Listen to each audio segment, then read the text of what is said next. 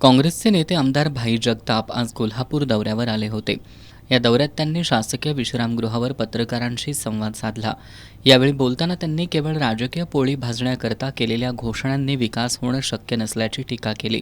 मुख्यमंत्री एक बोलतात तर दोन्ही उपमुख्यमंत्री आणखी वेगळंच बोलतात, त्यामुळे निवडणुकीत दाखवलेला एक सूर आता बेसूर झाला असल्याची टीका आमदार जगताप यांनी केली।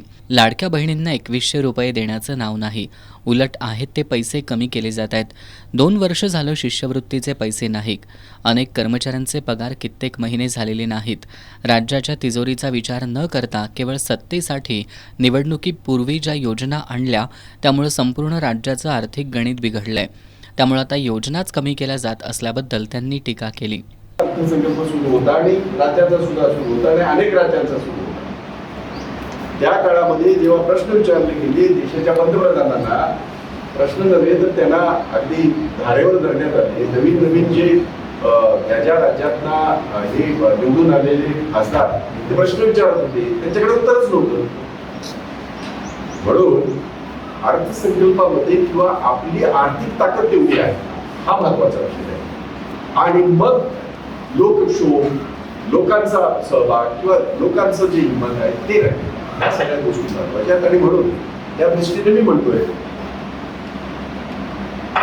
इन्फ्रास्ट्रक्चर ज्याला म्हणतो किंवा अंतर्गत दळणवळण म्हणतो हे असायलाच हवं। त्या प्रगतीचं एक मापदंड आहे, ते मी सुरुवातीला सांगितलं। पण ते करत असताना आपण आपल्या तिजोरी काय आहे हे बघायला पाहिजे, हे माझं म्हणणं आहे। कोविड काळात ज्या त्या देशाच्या प्रमुखांनी तिथले नागरिक, उद्योजकांसह सर्वच घटकांना मदत केली, मात्र आमच्या देशाचे पंतप्रधान हिरो व्हायला गेले।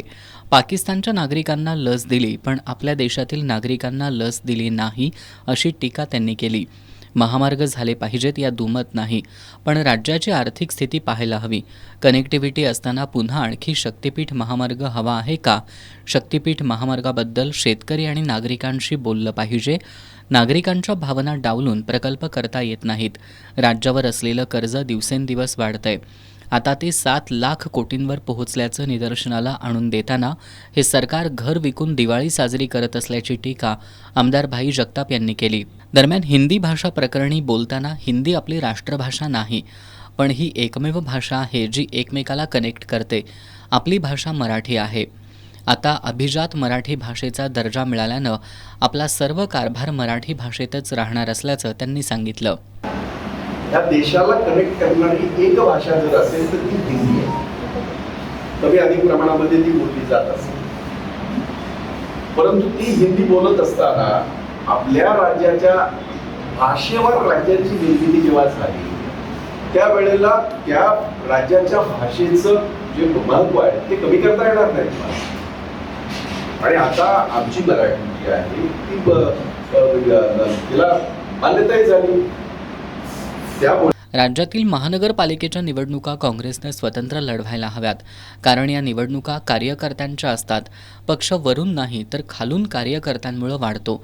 त्यामुळे मुंबईसह सर्व महापालिका निवडणुका स्वतंत्र लढवायला पाहिजे, हे आपण आधीही बोललो असल्याचं त्यांनी सांगितलं।